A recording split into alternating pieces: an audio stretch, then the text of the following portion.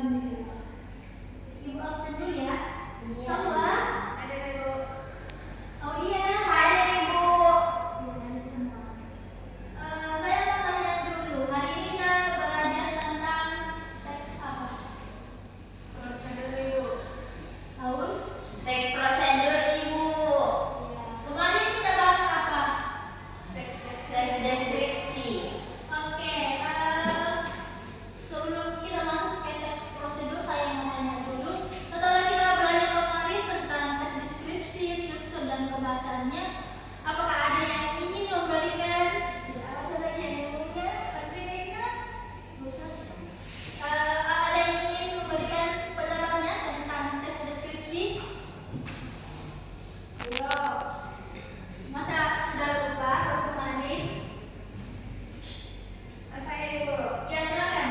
Jadi teks deskripsi itu adalah sebuah teks yang berisi sebuah gambaran suatu objek, tempat, ataupun peristiwa tertentu pada pembaca secara jelas dan juga terperinci. Ya, betul sekali. Jadi teks deskripsi itu teks yang menggambarkan suatu tempat, lokasi, agar pembaca itu yang membaca teks ini dia itu kayak seolah-olah merasakan, melihat tempat atau suatu tempat tersebut. Baik, oke, langsung saja kita masuk. Yang kita hari ini yaitu teks prosedur.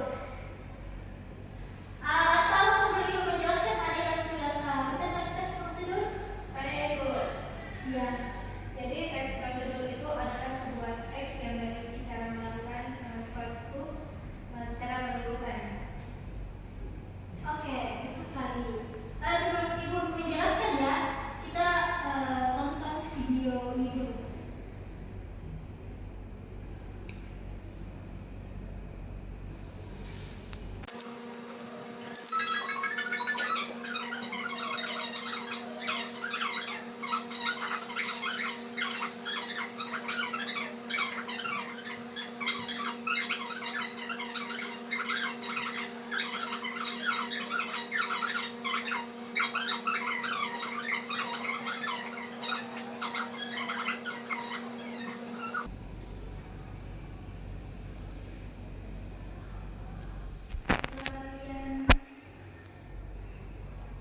Setelah lihat video itu, apakah kalian sudah bisa menyimpulkannya?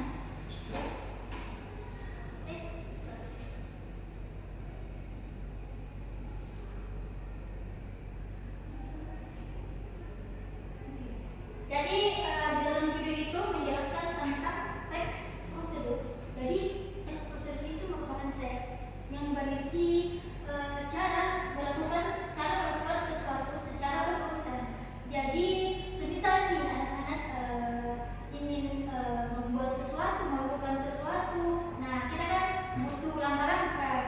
Kita butuh langkah-langkah atau instruksi untuk melakukan hal tersebut. Misalnya kan kalau kalian ingin misalnya yang paling sering kan, kalian ingin membuat mie instan, mie rebus, kalian kan tidak langsung, itu kan mie instan tidak langsung jadi, kan pasti kalian dulu melihat ada kan di mie instan itu yang di belakangnya di pembungkusnya itu berisi langkah-langkahnya yang seperti dia mengatakan rebus air, masukkan mie, lalu tiriskan, setelah itu masukkan bumbunya.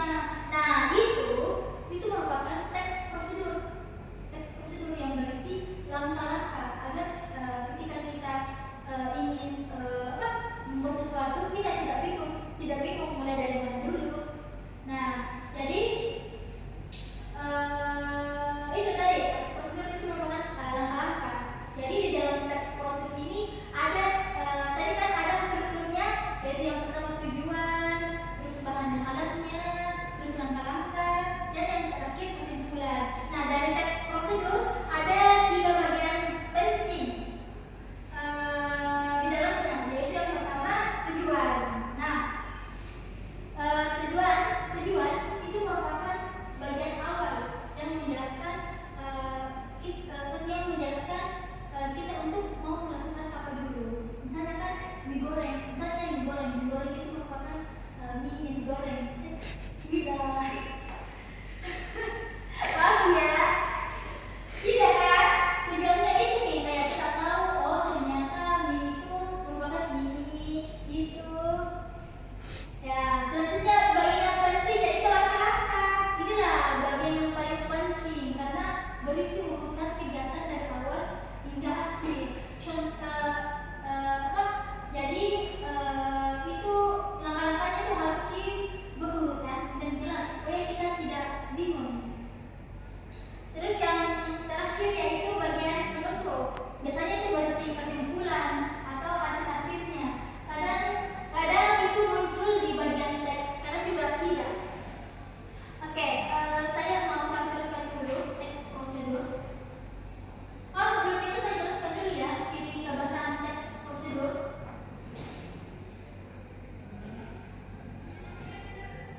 Tunggu ya.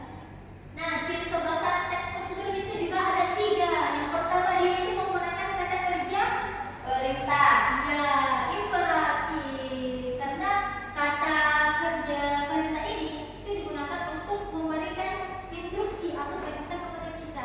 Contoh katanya yaitu masukkan, aduk, panaskan, potong. Nah, karena kan kalau itu ada, pembaca itu kan langsung tahu apa yang harus dilakukan. Terus yang ketiga, jadi kalau saya yang kedua yaitu menggunakan konjungsi kata penghubung. Nah, kalau sudah tahu kan konjungsi yang kata penghubung, jadi konjungsi yang kata penghubung itu digunakan untuk mengurutkan langkah-langkah. Contoh katanya kemudian, lalu, setelah itu, sebagainya. Fungsinya apa? Fungsinya supaya langkah-langkahnya itu runtut dan tidak membingungkan, jelas. Untuk yang ke